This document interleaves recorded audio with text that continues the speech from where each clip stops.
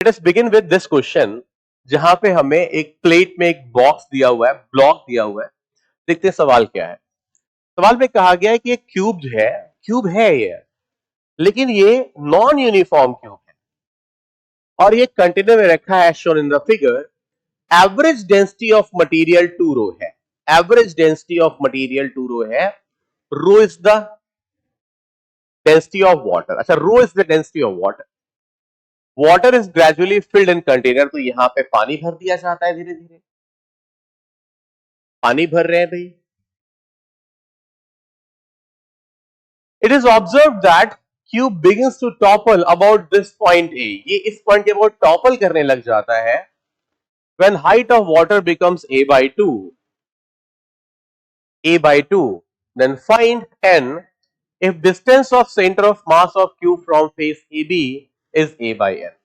देखिए हम यहां पे इसको फिर से करते, थोड़ा बड़ा डायग्राम बना के। ये क्यूब है जी। अच्छा, क्यूब अगर ये है तो ये आधा पानी से डूब गया है और पानी को नीचे भी मानना है, मतलब कंप्लीट बॉयंसी लगेगी इस पे। अच्छा, तो ऐसे केस में हम कह सकते हैं कि जो बॉयंट फोर्स है वो इस पॉइंट से लगेगा, बिल्कुल सेंटर से लगेगा। ठीक है, ये सेंटर ऑफ बॉयंसी होगा। और बॉयंट फोर्स कितना लगेगा जी? तो डूबा हुआ वॉल्यूम कितना है?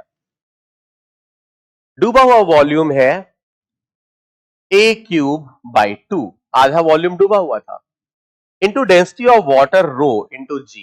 ये हो गई बॉयंसी। ओके। और अगर सेंटर ऑफ मास को मान लीजिए ये से, क्योंकि नॉन यूनिफॉर्म है तो सेंटर ऑफ मास में ये मान लो, तो यहां से एक्ट करेगा वेट। और वेट कितना होगा? वेट होगा पूरा वॉल्यूम, एवरेज डेंसिटी जो 2 रो है, और इंटू जी। ये वेट होगा। इस दूरी को जरा मैं मान लेता हूं एक्स। और क्योंकि टॉपलिंग हो रही है इस पॉइंट के अबाउट, तो टॉपलिंग यहां पे कॉन्सेप्ट यूज टॉपलिंग ही है। तो जब toppling and centre of buoyancy actually, तो टॉपलिंग के समय जो नॉर्मल रिएक्शन है वो इस पॉइंट से पास होने लगती है, तो यहां से पास हो रही। तो अगर मैं इसी पॉइंट के अबाउट टॉर्क ले लूं, इस ए पॉइंट के अबाउट टॉर्क ले लूं, tau net about point A, तो वो कितना हो जाएगा? देखिए जी, एन का टॉर्क तो 0 हो जाएगा, वेट का टॉर्क हो जाएगा a³ 2 rho g into x equals to buoyancy का टॉर्क हो जाएगा a³/2 रो g इंटू a/2।